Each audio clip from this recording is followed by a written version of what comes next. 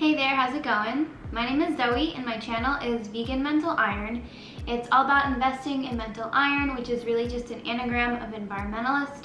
So basically, I just believe that if we take good care of ourselves, we nourish ourselves with good nutrition, and we also take care of the planet, that those two things really create a ripple effect and go together and can increase our mental health, because good nutrition really does help mental health. And knowing that we're doing the best we can for our planet is really good for our mental health too. Today, I'm going to be showing you, in the theme of environmentalism, something that I created a long time ago and I've modified the recipe. We're going to be making apocalypse waffles.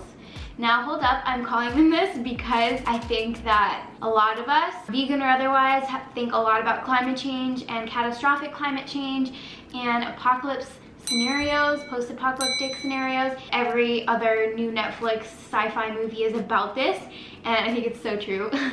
So in order to avoid the apocalypse, we can eat some healthy waffles. In case of apocalypse, these waffles will give you some good fuel to run away from all the post-apocalyptic scenarios that you might experience.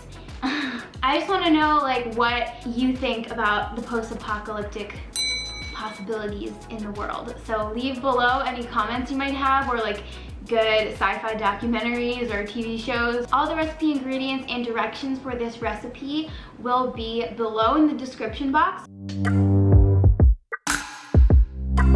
So the first thing we're gonna do is make sure that all of our flours are put together, including our oats, and make sure they're well incorporated. And so we're gonna mix them up.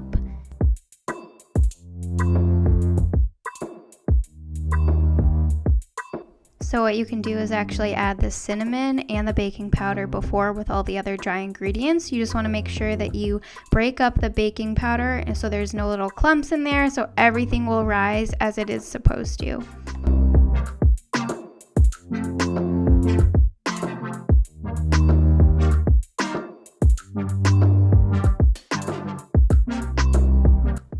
So now we're going to make our flax egg. We're going to pour the water onto the flax until it gels up, and we're going to stir it around a little bit. Basically, we're going to have to set it aside for 15 minutes or so until it does gel up. It will just help everything stick together.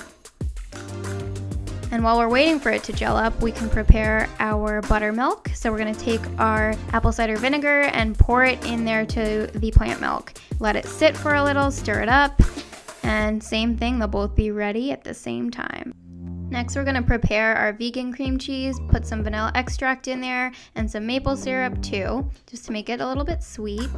So I'm using some B-grade maple syrup. I just think it tastes better, but A-grade is good too. And we're using this in place of a nut butter. We need something that is fatty to help everything incorporate well and give it a good texture. We're just gonna mix it up, make it all smooth.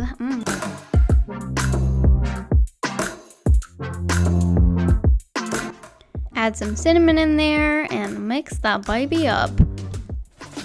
Just don't be afraid to do a little taste test because you wanna make sure it's sweet enough. For me, it was not. So I added a little bit more maple syrup because you can't go wrong with that.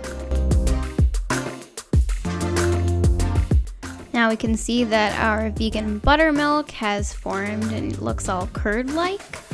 Little curds. We pour that in there. Boom, boom, boom, boom, boom. And then we go mix it up. Get that nice and well incorporated, mama.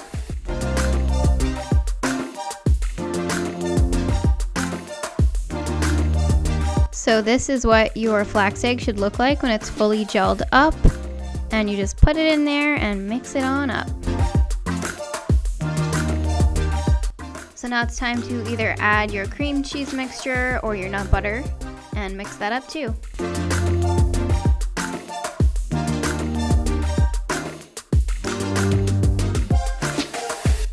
I found that I had to add some extra maple syrup just because mine wasn't sweet enough.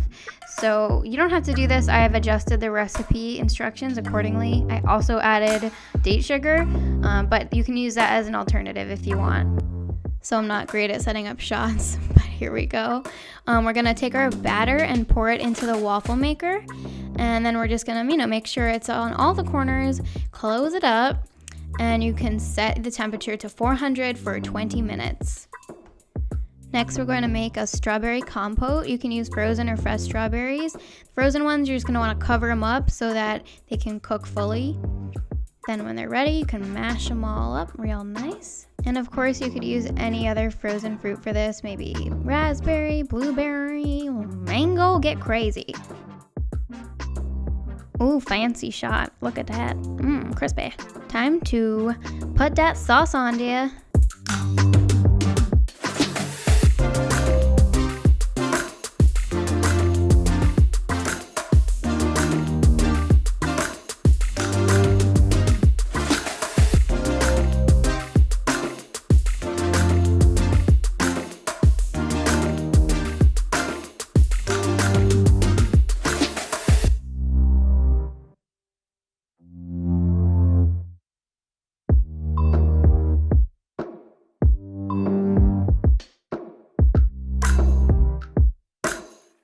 So it's finally done.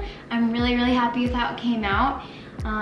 Yeah, I'll just do a little taste test and we'll get out of here. I hope you decide to make this because it is so good.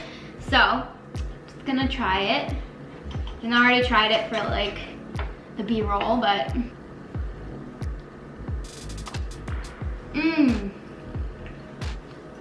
it is so sweet. Oh gosh. I highly recommend making this little compote to pour on here. And by the way, all the glass you see here in this video was made by my boyfriend Demetrius. He's a glass blower. He made me that little sauce cup. He also made this. It's a maple syrup container with silver fuming. It's really cool and beautiful. I'm really blessed. But yeah, if you like this video, if you try this recipe, let me know. Give me a thumbs up.